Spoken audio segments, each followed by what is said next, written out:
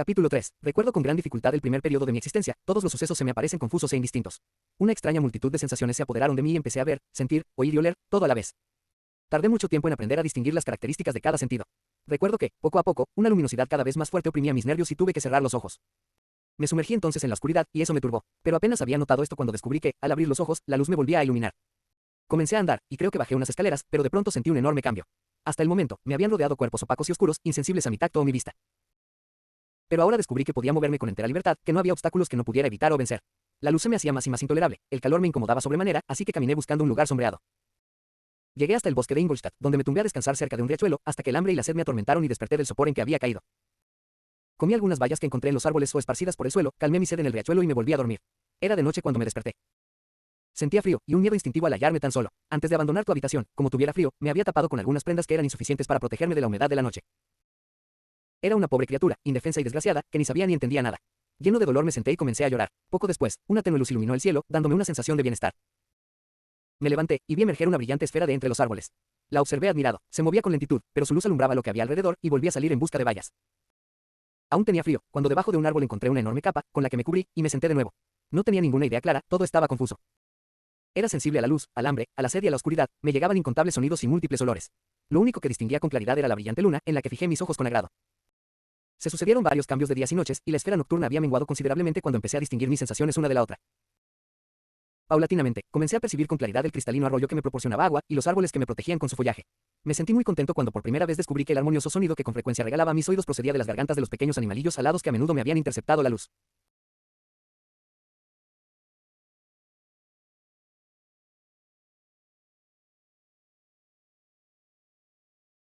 Empecé también a observar, con mayor precisión, las formas que me rodeaban, y a percibir los límites de la brillante bóveda de luz que se extendía sobre mí. A veces intentaba imitar el agradable trino de los pájaros, pero no podía. Otras quería expresar mis sentimientos a mi modo, pero los rudos y extraños ruidos que producía me hacían enmudecer de susto. La luna había desaparecido, y retornado más pequeña, y yo seguía en el bosque. Mis sensaciones eran ya claras, y cada día asimilaba nuevas ideas. Mis ojos se habían acostumbrado a la luz y a distinguir bien los objetos.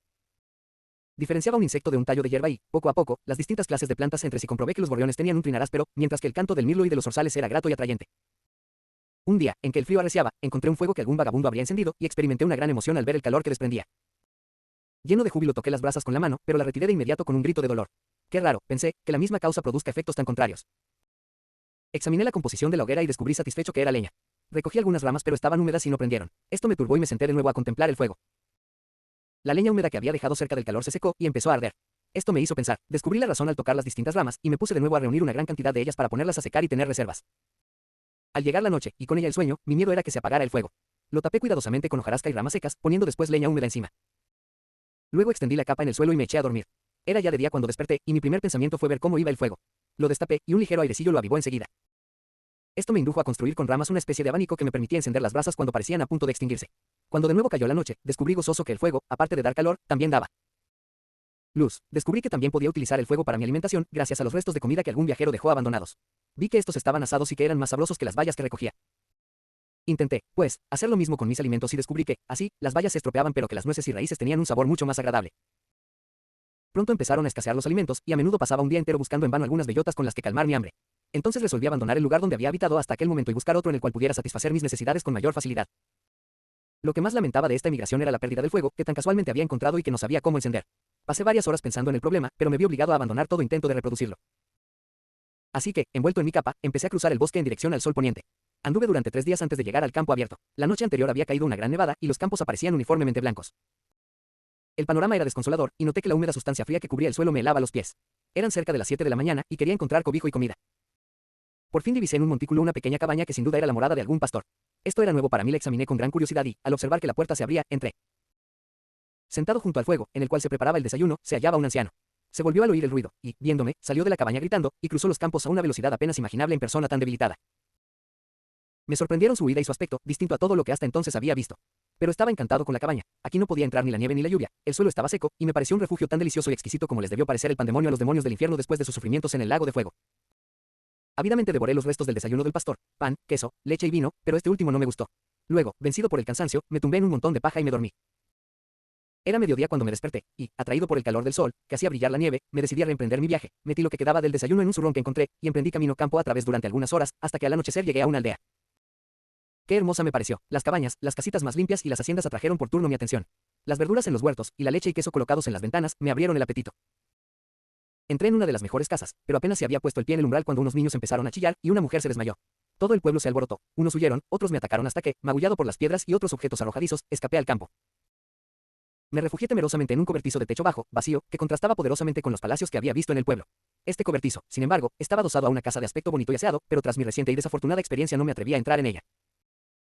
Mi refugio era de madera, pero de techo tan bajo, que apenas podía permanecer sentado sin tener que agachar la cabeza. No había madera en el suelo, que era de tierra, pero estaba seco, y aunque el viento se filtraba por numerosas rendijas, encontré que era un asilo agradable para protegerme de la nieve y la lluvia. Aquí, pues, me metí y me tumbé, contento de haber encontrado un lugar, por pobre que fuera, que me protegía de las inclemencias del tiempo y, sobre todo, de la barbarie del hombre. No bien hubo amanecido, salí de mi cubil para observar la casa adyacente y ver si me era posible seguir en mi refugio recién encontrado. Estaba adosado a la parte posterior de la casa y lo cerraban una pocilga y un estanque de agua clara. El otro lado, por el que había entrado, quedaba abierto.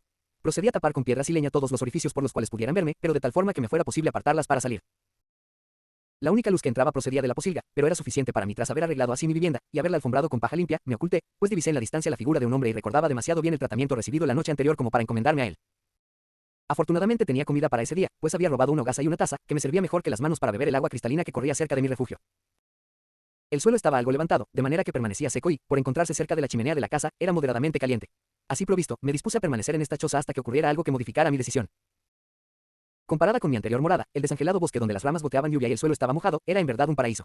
Desayuné con fruición, y me disponía a levantar un madero para sacar agua cuando escuché pasos y vi, por una rendija, a una muchacha que, balanceando un cubo en la cabeza, pasaba por delante de mi cobertizo.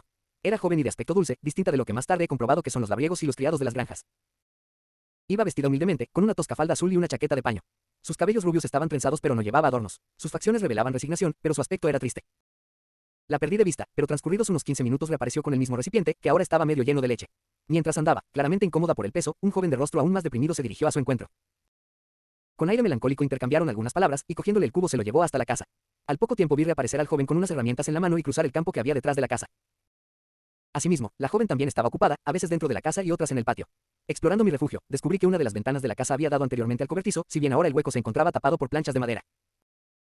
Una de estas planchas tenía una diminuta rendija por la cual se podía ver una pequeña habitación, encalada y limpia, pero muy desprovista de muebles. En un rincón, cerca del fuego, estaba sentado un anciano, con la cabeza entre las manos en actitud abatida. La joven estaba ocupada arreglando la estancia. De pronto, sacó algo del cajón que tenía entre las manos y se sentó cerca del anciano, el cual, tomando un instrumento, empezó a tocar y a arrancar de él sones más dulces que el cantar del mirlo o el ruiseñor. Incluso para un desgraciado como yo, que nunca antes había percibido nada hermoso, era un bello cuadro. El cabello plateado y el aspecto bondadoso del anciano ganaron mi respeto, y los modales dulces de la joven despertaron mi amor. Tocó una tonadilla dulce y triste, que conmovió a su dulce acompañante, a quien el hombre parecía haber olvidado hasta que oyó su llanto.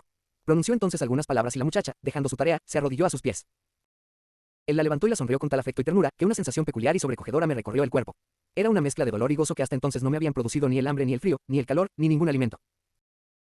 Incapaz de soportar por más tiempo esta emoción, me retiré de la ventana. Al poco rato regresó el chico llevando unas de leña al hombro. La joven lo recibió en la puerta y lo ayudó con el fardo, del cual escogió algunas ramas que echó al fuego. Luego, se fueron los dos a una esquina de la habitación, y él mostró un gran pan y un trozo de queso. Ella pareció alegrarse, y salió al jardín en busca de plantas y raíces, las metió en agua y pues al fuego. Luego prosiguió su labor, y el joven se fue al jardín, donde se puso diligentemente a cavar y a arrancar raíces. Al cabo de una hora, la muchacha salió a buscarlo, y juntos entraron en la casa. Entretanto, el anciano había estado pensativo, pero, al ver a sus compañeros, adoptó un aire más alegre, y se sentaron a comer. El almuerzo acabó pronto. La joven volvió a ocuparse de las tareas caseras, en tanto que el anciano, apoyado en el brazo del joven, paseaba al sol por delante de la casa. No puede haber nada más bello que el contraste de aquellos dos seres. El uno era muy mayor, con el cabello plateado, y su rostro reflejaba bondad y cariño, el otro era esbelto y muy apuesto y tenía las facciones modeladas con la mayor simetría. Sin embargo, su mirada y actitud denotaban una gran tristeza y depresión. El anciano volvió a la casa y el muchacho se encaminó a los campos, portando herramientas distintas de las de la mañana. Pronto cayó la noche, pero, ante mi gran asombro, vi que los habitantes de aquella casa tenían un modo de prolongar la luz, por medio de bastones de cera, y me alegró que la puesta de sol no pusiera fin al gozo que experimentaba observando a mis vecinos. Durante la velada, la joven y su compañero se dedicaron a diversas ocupaciones que no comprendí, y el anciano volvió a tomar el instrumento que producía aquellos divinos sonidos que tanto me habían complacido por la mañana. En cuanto hubo finalizado, el joven comenzó no a tocar, sino a articular una serie de sonidos monótonos que no se asemejaban ni a la armonía del instrumento del anciano ni al canto de los pájaros.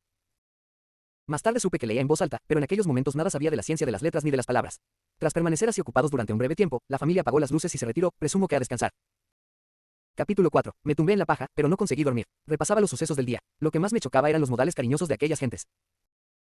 Recordaba muy bien el trato de los salvajes aldeanos la noche anterior, y decidí que, cualquiera que fuese la actitud que adoptara en el futuro, por el momento permanecería en mi cobertizo, observando e intentando descubrir las razones que motivaban sus actos. Mis vecinos se levantaron al día siguiente antes de que amaneciera. La joven arregló la casa y preparó la comida. El joven salió después del desayuno. El día transcurrió de manera igual al anterior. El muchacho trabajaba fuera de la casa y la chica en diversas tareas domésticas. El anciano, que pronto me di cuenta de que era ciego, pasaba las horas meditando o tañendo su instrumento. Nada podría superar el cariño y respeto que los jóvenes demostraban para con su venerable compañero. Le prestaban todos los servicios con gran dulzura y él los recompensaba con su sonrisa bondadosa. Pero no eran del todo dichosos. El joven y su compañera con frecuencia se retiraban y parecían llorar. No comprendía la causa de su tristeza, pero me afectaba profundamente. Si seres tan hermosos eran desdichados, no era de extrañar que yo, criatura imperfecta y solitaria, también lo fuera. Pero ¿por qué eran infelices aquellas gentes tan bondadosas? Tenían una agradable casa y todas las comodidades, tenían un fuego para calentarlos del frío y deliciosa comida con que saciar su hambre, vestían buenos trajes y, lo que es más, disfrutaban de su mutua compañía y conversación, intercambiando a diario miradas de afecto y bondad. ¿Qué significaba su llanto? Expresaban sus lágrimas dolor. No podía, al principio, responderme a estas preguntas, pero el tiempo y una sostenida observación me explicaron muchas cosas que a primera vista parecían enigmáticas. Pasó bastante tiempo antes de que descubriera que la pobreza, que padecían en grado sumo, era uno de los motivos de intranquilidad de esta buena familia. Su sustento solo consistía en verduras del huerto y leche de su vaca, muy escasa durante el invierno, época en la que sus dueños apenas podían alimentarla. Creo que a menudo pasaban mucho hambre, en especial los jóvenes, pues en varias ocasiones los vi privarse de su propia comida para dársela al anciano. Este gesto de bondad me conmovió mucho. Yo solía, durante la noche, robarles parte de su comida para mi sustento, pero cuando advertí que esto los perjudicaba me abstuve, contentándome con bayas, nueces y raíces que recogía de un bosque cercano. Descubrí también otro medio para ayudarlos. Había observado que el joven dedicaba gran parte del día a recoger leña para el fuego, y, durante la noche, a menudo yo cogía sus herramientas, que pronto aprendí a utilizar, y les traía a casa leña suficiente para varios días. Recuerdo la sorpresa que la joven demostró, la primera vez que hice esto, al abrir la puerta por la mañana y encontrar un montón de leña fuera. Dijo algunas palabras en voz alta, y el joven salió y expresó a su vez su asombro. Observé, con alegría, que aquel día no fue al bosque, y lo pasó reparando la casa y cultivando el jardín. Poco a poco hice un descubrimiento de aún mayor importancia. Me di cuenta de que aquellos seres tenían un modo de comunicarse sus experiencias y sentimientos por medio de sonidos articulados. Observé que las palabras que utilizaban producían en los rostros de los oyentes alegría o dolor, sonrisas o tristeza. Esta sí que era una ciencia sobrehumana y deseaba familiarizarme con ella. Pero todos mis intentos a este respecto eran infructuosos. Hablaban con rapidez y las palabras que decían, al no tener relación aparente con los objetos tangibles, me impedían resolver el misterio de su significado. Sin embargo, a base de grandes esfuerzos, y cuando ya había pasado en mi cobertizo varias lunas, aprendí el nombre de algunos de los objetos más familiares como fuego, leche, pan y leña. También aprendí los nombres de mis vecinos. La joven y su hermano tenían ambos varios nombres, pero el anciano solo tenía uno, padre. A la muchacha la llamaban hermana o Agatha y al joven Félix, hermano o hijo. No puedo expresar la alegría que sentí cuando comprendí las ideas correspondientes a estos sonidos y pude pronunciarlos. Distinguía otras palabras, que ni entendía ni podía emplear, tales como bueno, querido, triste. De esta manera transcurrió el invierno. La bondad y hermosura de estas personas me hicieron encariñarme mucho con ellas. Cuando se encontraban tristes, yo estaba desanimado. Cuando eran felices, yo participaba de su alegría. Veía a pocos seres humanos, aparte de ellos, y si por casualidad alguno iba a la casa, sus toscos modales y brusco caminar hacían resaltar la superioridad de mis amigos. Noté que el anciano a menudo se esforzaba por animar a sus hijos, como a veces les llamaba, para que desecharan su tristeza. Solía entonces hablar en tono alegre, con una expresión de bondad en el rostro que incluso a mí me producía placer. Agatha lo escuchaba con respeto, y con frecuencia se le llenaban los ojos de lágrimas, que intentaba disimular, pero observé que, por lo general, había más animación en su rostro y tono de voz tras haber escuchado a su padre. No así Félix, siempre era el más triste del grupo, e incluso yo, con mi inexperiencia, me daba cuenta de que parecía haber sufrido más que los otros. Pero si sus facciones reflejaban mayor tristeza, su tono de voz era más alegre que el de su hermana, en especial cuando se dirigía a su padre. Podría dar muchos ejemplos, que, aunque niños, reflejan la disposición de aquellas buenas gentes. En medio de la pobreza y la necesidad, Félix, satisfecho, le llevó a su hermana la primera florecilla blanca que asomó entre la nieve. Por la mañana temprano, antes de que ella se levantara, limpiaba la nieve que cubría el sendero hasta el establo, sacaba agua del pozo, y le llevaba leña al otro cobertizo, donde, con gran asombro, encontraba las reservas que una mano invisible iba reponiendo. Creo que durante el día trabajaba para un granjero vecino, porque a menudo salía y no regresaba hasta la noche, pero no traía leña. Otras veces trabajaba en el huerto, pero, como en invierno había poco que hacer allí, solía pasar muchos ratos leyéndoles al anciano y a Agatha. Estas lecturas me habían extrañado mucho en un principio, pero poco a poco descubrí que al leer pronunciaba con frecuencia los mismos sonidos que cuando hablaba. Supuse, por tanto, que encontraba en el papel signos de expresión que comprendía. ¿Cómo deseaba yo aprenderlos? Pero ¿cómo iba a hacerlo si ni siquiera entendía los sonidos que representaban? Sin embargo, progresé en esta materia, aunque a pesar de mis esfuerzos aún no podía seguir ninguna conversación. Comprendía claramente que aunque deseaba dirigirme a mis vecinos no debía hacerlo hasta no dominar su lenguaje, conocimiento que me permitiría hacerles olvidar lo deforme de mi aspecto, de lo cual me había hecho consciente a través del contraste. Admiraba las perfectas proporciones de mis vecinos, su gracia, hermosura y delicada tez. Cómo me horroricé al verme reflejado en el estanque transparente.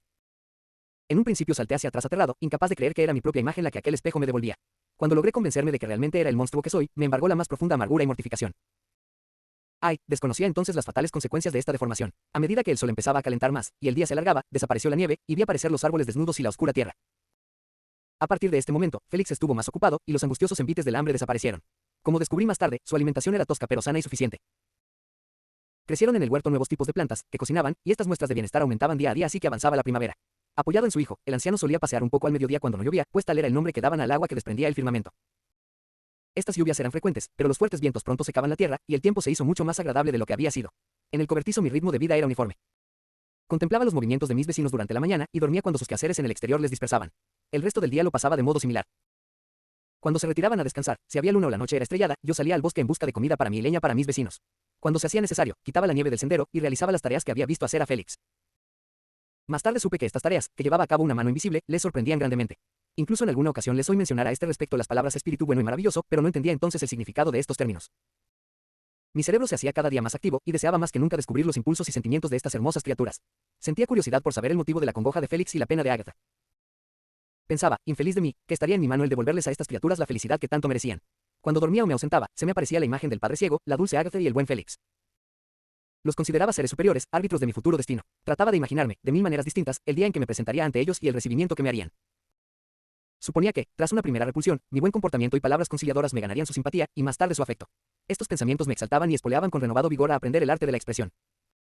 Tenía las cuerdas vocales endurecidas pero flexibles, y aunque mi tono de voz distaba mucho de tener la musicalidad del suyo, podía pronunciar con relativa facilidad aquellas palabras que comprendía.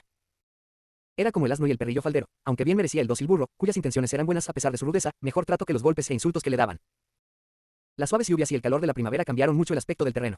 Los hombres, que parecían haber estado escondidos en cuevas, se dispersaron por doquier y se dedicaban a los más diversos cultivos. Los pájaros trinaban con mayor alegría, y las hojas empezaron a despuntar en las ramas. Gozosa, gozosa tierra, digna morada de los dioses y que aún ayer parecía insana, húmeda y desolada.